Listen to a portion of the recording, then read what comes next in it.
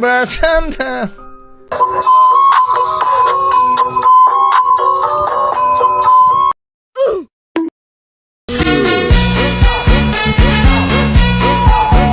Obat bebas adalah obat yang boleh digunakan tanpa resep dokter. Obat bebas terbatas adalah obat keras yang dapat diperoleh tanpa resep dokter namun memperolehnya dalam jumlah terbatas. Obat keras adalah obat yang hanya dibeli dengan resep dokter. Obat psikotropika adalah obat keras yang berkhasiat mempengaruhi susunan saraf pusat, dapat menyebabkan perubahan mental dan perilaku, dan hanya dapat dibeli dengan resep dokter. Obat narkotika adalah obat yang dapat menyebabkan penurunan atau perubahan kesadaran dan menimbulkan ketergantungan dan hanya dapat dibeli dengan resep dokter. Apa saja penggolongan obat menurut Kemenkes? Penggolongan obat berdasarkan Kemenkes ada 5. Penggolongan obat berdasarkan nama. 1. Obat paten, obat yang masih memiliki hak paten dan hanya dapat diproduksi oleh produsen pemegang hak paten, contohnya Bufek.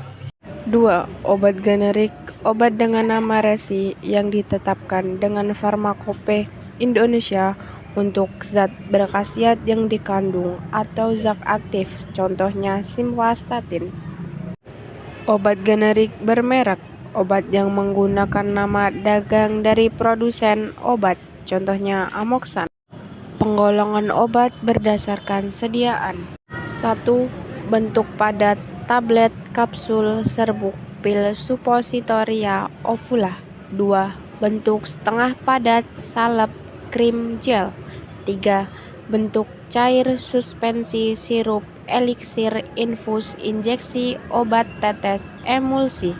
4. Bentuk gas, inhalasi, aerosol, turbuhaler. Penggolongan obat berdasarkan cara penggunaan. A. Obat dalam, obat yang digunakan dengan cara ditelan, yaitu melalui mulut atau saluran cerna. Contohnya tablet, kapsul, pil, sirup, obat tetes mulut. B. Obat luar, obat yang digunakan dengan cara tidak ditelan tetapi diaplikasikan pada bagian luar tubuh. Contohnya salep kulit, salep mata, injeksi, bedak, supositoria, ovula, obat tetes mata, obat tetes telinga. Penggolongan obat berdasarkan persamaan. 1.